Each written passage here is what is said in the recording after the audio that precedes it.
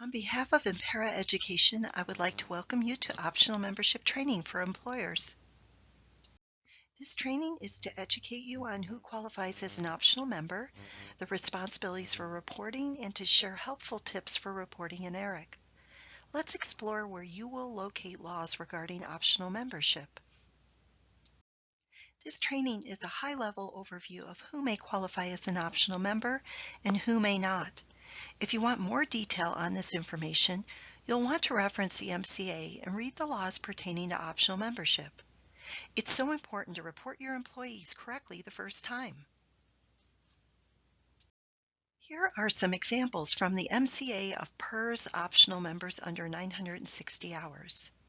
It could be an employee directly appointed by the governor, a chief administrative officer of a city or county, a legislative branch employee working 10 months or less to perform work related to the legislative session, a new employee of a county, hospital, or rest home. Other examples are school bus drivers, lifeguards, or office aides working under 960 hours in a fiscal year. It is important to also have a knowledge of who would not qualify as an optional member under 960 hours. Some examples include a coach or athletic director, helping in a classroom, for example, a paraeducator or aide, full-time students employed at or attending same school, college, or unit of the state university system, librarians, principals, school nurses, and adult education coordinators. Other examples, inmates or residents of state or correctional institutions, and independent contractors. If you have any hesitation or are not sure about your new hire, please contact Impera. This could avoid you having to do adjustments later if you have an incorrect job classification. There are steps provided in this training that may help with best practice in reporting your optional member employees. The first step that may prevent surprises later is verifying if your new hire has an existing PERS account, which would then mean they have to be enrolled as a PERS member, not an optional member. I will show you how to check that. The second is simply enrolling under the correct job classification. And the third is providing the optional membership election form to your employee. Occasionally, you may discover when you hire someone that they already have a PERS active account in ERIC. Sometimes even the employee may have forgotten this. To screen your new employee, check on our new hire eligibility feature that can scan our system before you enroll. Once you are in the search criteria, enter their Social Security number and their date of birth, then click Search. This will scan the database and tell you if they are a current PERS member, in which case you would now need to enroll them as PERS member. In this example, they are not. So you can now enroll them as an optional employee under 960 hours.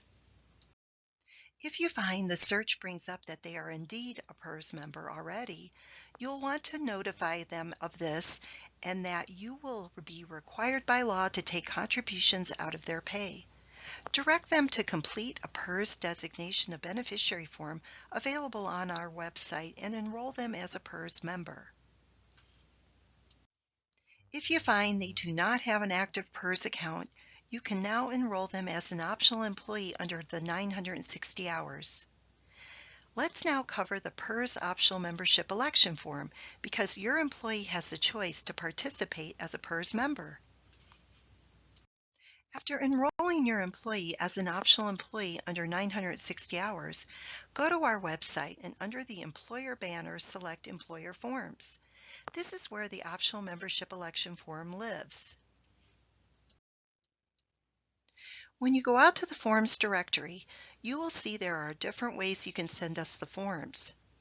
Some of our forms, including the PERS optional membership election form, are available using DocuSign, which is the quickest, most secure method. You may decide to use the Montana File Transfer Service through GovDelivery. That's also very secure. The third not-so-quick method is snail mail. You can download the forms and mail them directly to Impera. Our mailing address is P.O. Box 200131, Helena, Montana 59620 0131. We ask that you refrain from emailing the forms as this is not secure.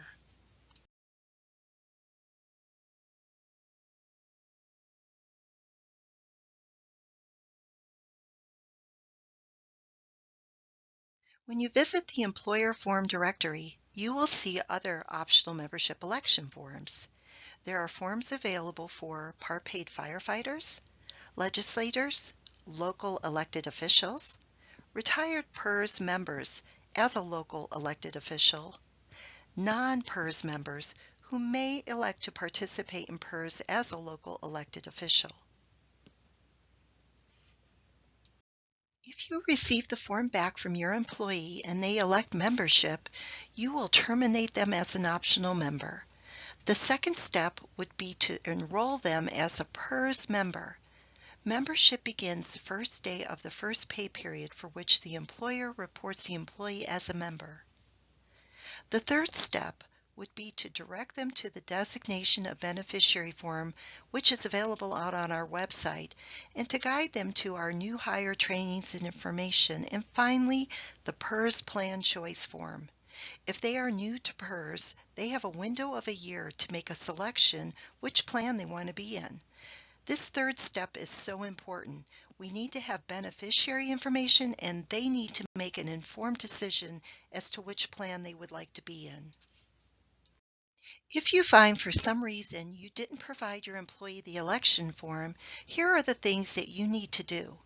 First, provide them with the optional membership election form. Then notify them that the form should be completed within 90 days of employment or within 30, whichever is later. Then lastly, notify Impera and the employee's decision on joining. Here's a pop quiz.